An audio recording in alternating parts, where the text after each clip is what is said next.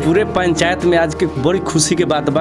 आ काले सामने का जश्न मनाओ तानी सन कि हमारे पंचायत की पूजा बेटा हमार वीडियो हो गई। मैंने पूरी मन से ये अपनी पढ़ाई की और उसमें मेरे मम्मी पापा का, मेरे भाई बहनों का पूरा योगदान रहा। आज जो भी हूँ मेरे मम्मी पापा का ही आशीर्वाद है। खुशी तो इतना महसूस होता कि अब शायद 49 बरस हमारी उम्र है, लेकिन कल जब हम सुननी कि हमारी बेटी बीपीएस में निकल गई तो हमारा अपने लगल 10 साल तो कूद जाए। अच्छा, कूदने किनार हुआ एकदम बुझी 4 घंटा डीजे बजा के डांस करके हर एक माँ बाप के ई चाहिए या हमार बेटा बेटी अगर निकले तो हम खुशहाल हो। जो लड़की पढ़ रही हैं या फिर बाहर जाकर रह के भी पढ़ती हैं, मैं उनको कहना चाहूँगी कि उनको एक मौका मिला है खुद को साबित करने के लिए। यदि वो साबित करती हैं तो अन्य लड़कियों को या फिर जो भी गार्जियन है उनका मनोबल बढ़ेगा कि वो भी अपने लड़की को पढ़ाएं और आगे भेजें और उन पर विश्वास करें। जी नमस्कार, प्रणाम। हम बनी राजा मिश्रा रोलेंगे देखा तनियापन भोजपुरिया चैनल झलको चंपारण चैनल के अगर अपने सभी सब्सक्राइब नहीं कैले तो सब्सक्राइब करिए और बेल आइकन पर जरूर दबाई, काहे कि जौन भी न्यूज हमारे चैनल से रेडी अपने को नोटिफिकेशन मिल जाए। अभी हमने के बिहार के पूर्वी चंपारण जिला के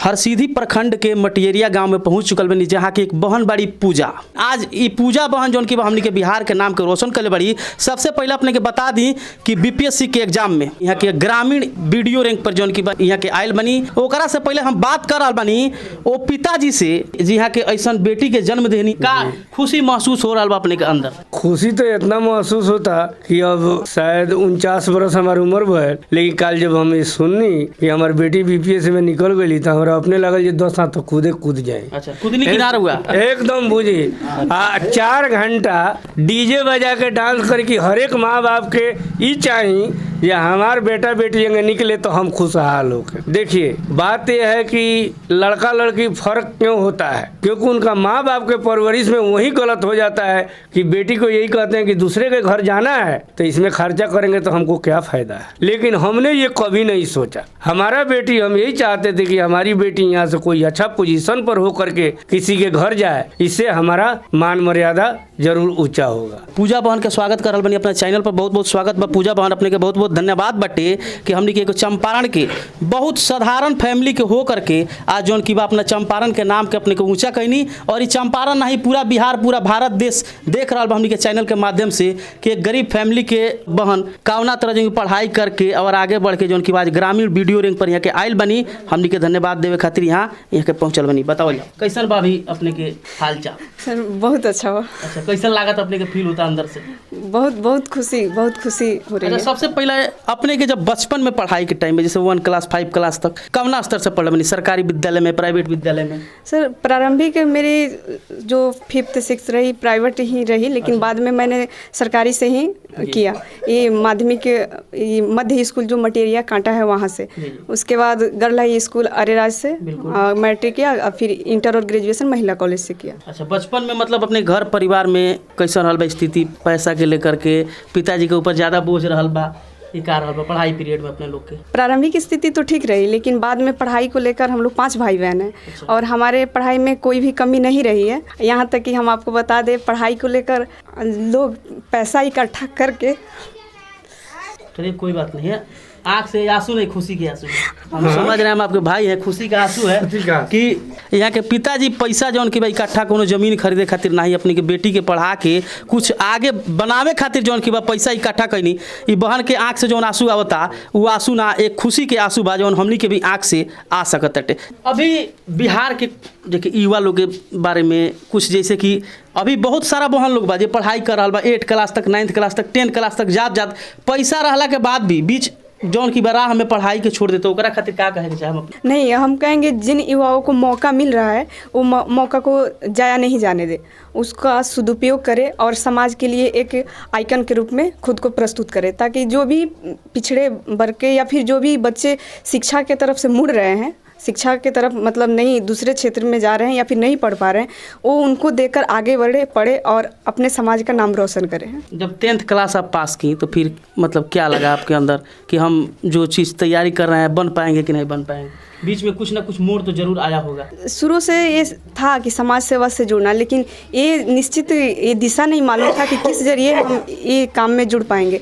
तो मैंने मैट्रिक में मेरा अच्छा मार्क्स आया तो मैंने साइंस ले लिया, और साइंस करने के बाद फिर आर्थिक स्थिति अच्छी नहीं रही तो मैं आर्ट हिस्ट्री से ली, और हिस्ट्री के दौरान वहाँ वहाँ मैंने मतलब मोतिहारी से एक सर मिले जो जीएस का पढ़ाते थे, वहाँ से मार्गदर्शन मिला, तो हमको लगा कि मेरा रास्ता मिल गया, अब कहीं और देखने की ज़रूरत नहीं है। और मैंने पूरी मन से ये अपनी पढ़ाई की और उसमें मेरे मम्मी पापा का, मेरे भाई बहनों का पूरा योगदान रहा। आज जो भी हूँ मेरे मम्मी पापा का ही आशीर्वाद है। एक बात और अपने से पूछ रहा हूँ, मैं अपने समाज खातिर, जैसे अभी जिस पंचायत में आपका जन्म हुआ है, इस पंचायत के कुछ बहुत सारी बहन है जो पढ़ाई करती हैं, बहुत सारे पिता हैं जो 1-1 रुपया इकट्ठा करके अपने बेटी को पढ़ाना चाहते हैं, उन बेटियों के लिए कुछ बोलिए। सबसे पहले जो लड़की पढ़ रही हैं या फिर बाहर जाकर रह के भी पढ़ती हैं, मैं उनको कहना चाहूँगी कि उनको एक मौका मिला है खुद को साबित करने के लिए। यदि वो साबित करती हैं तो अन्य लड़कियों को या फिर जो भी गार्जियन है उनका मनोबल बढ़ेगा कि वो भी अपने लड़की को पढ़ाएं और आगे भेजे और उन पे विश्वास करें। तो लड़कियों को हमको लगता है कि उनको विश्वास नहीं तोड़ना चाहिए अपने गार्जियन का, और पूरे लगन से मेहनत करना चाहिए। अभी हम बहन के माता से मिले के चाहता नहीं। नमस्कार बा हमरा तरफ से जी, बताओ जो कैसा लागत रुआ? बढ़िया अच्छा लगता। मतलब का अच्छा लागत बताइए? मिठाई खैनी है? खैनी हम खियौनी। अच्छा, बहन के मिठाई खियनी जी खियौनी है बेटी। का लागत रुआ? अभी हमरा बहुत खुशी बा जे हमर बेटी आज वीडियो बन गेल बड़ी। मतलब आगे सिर्फ अपने बेटी के वीडियो बनाएम कि पूरे समाज के बारे में? पूरा समाज के बेटी बनो, पूरा समाज के बेटी माँ जगह हम कैले बानी, समय अपना बेटी के फर्ज निभाव लो, सब कोई के बेटी निमन। शुरू में वो का लागत रहे? मतलब जौना का समय में 5 बरस या 6 बरस या 7 बरस के उम्र है बहन के, तो का लागत रहे रुआ? हमरा वीडियो बनाएम की का जरिए से हमरा खुआब रहे कि बेटी के अपना कौन मतलब जो सोच रखनी वो सोच के पूरा करके छोड़नी। हाँ, हमर 5 गो बच्चे वाल, हम 5 के चाहिए जे अच्छा बनलो, अच्छा पढ़लो। अच्छा, अपने कब सूचना कब मिलल ई परीक्षा जो की एनुअल नहीं है के? तो मतलब कब अपने के सूचना मिलल कि हमार बेटी जो की बा वीडियो बन चुकल बाटे? कब पता चलल? काल पता चलल जी। जब पता चलल फोन पर तो कैसे लागल अपने जी? बहुत खुश रहनी, बहुत खुश रहनी। पूरा समाज खुश रहे, पूरे जनता के बीच में कि सभे लोग के दिल में जौन की बा खुशी के माहौल बा। वही के साथ साथ जनप्रतिनिधि जी लोग जे वोट में जीतल बा, जे अभी खड़ा भइल बा, सभे लोग जौन की बा यहाँ पर ए बहन के बधाई देवे खातिर पहुंचल बाटे। वो लोग से भी थोड़ा 2-2 मिनट के हमारा सवाल रही। बताओ भाई का नाम रहो? हमारा नाम विनोद रामपड़ी। अच्छा, विनोद जी कैसन लागत रुआ? बहुत अच्छा रहा जी। का कहेम बहन खातिर? सबसे पहले तो हम कहेम कि यहाँ जे भी हमारा मटियरिया पंचायत के जनता आयल बा, वो लोग के साथ साथ पूजा कुमारी के हार्दिक अभिनंदन बा। हमारा पूरा विश्वास बा कि हमारा मटियरिया पंचायत के जितना भी छात्र छात्राएँ पढ़ रही है, वीडियो जो डीएम खाली मटियरिया पंचायत खातिर सोचे? माने हम तो चाहेंगे कि मटियरिया पंचायत के नाम रोशन हो। का चंपारण बिहार के नाम? बिहार स्तर पर हमारा मटियरिया पंचायत के नाम रोशन होखे। पूरे पंचायत में आज के बड़ी खुशी के बात बा। आ काले सामने का जश्न मनाओ तानी सन कि हमारे पंचायत की पूजा बेटा हमार वीडियो हो गई। आ हम पूरा रुआ के विश्वास दिलाओ तानी ये पंचायत में साल भर या 2 साल के अंदर में IAS IPS भी हमारे पंचायत के बनने वाला बा। इतना ध्यान हमारा इस समाज के लोग पढ़ाई लिखाई पर मेरा बाल बच्चे के दिले बा। आई वीडियो CO बनला से सारा हमने के समाज अपना बाल बच्चे के ऊपर ध्यान दिले बानी सन कि क्या मती हमने के से वीडियो CO से ऊपर IAS IPS होको या पर हमने का पूरा पहल में बानी सन कि अपना बाल बच्चे के पढ़ाई सन, आप शिक्षा पर ध्यान दी सन। वो तो मेरा छोट बहन है, चाचा जी के लड़के हैं। पहले बार मैंने हम ही मैसेज मैंने यहाँ फैलाए हुए हैं। पहले रउआ सुने में आइल जी, मैसेज उसके बाद में सुनने के बाद में तो हमको इतना खुशी हुआ। का कहेंगे बहन के लिए?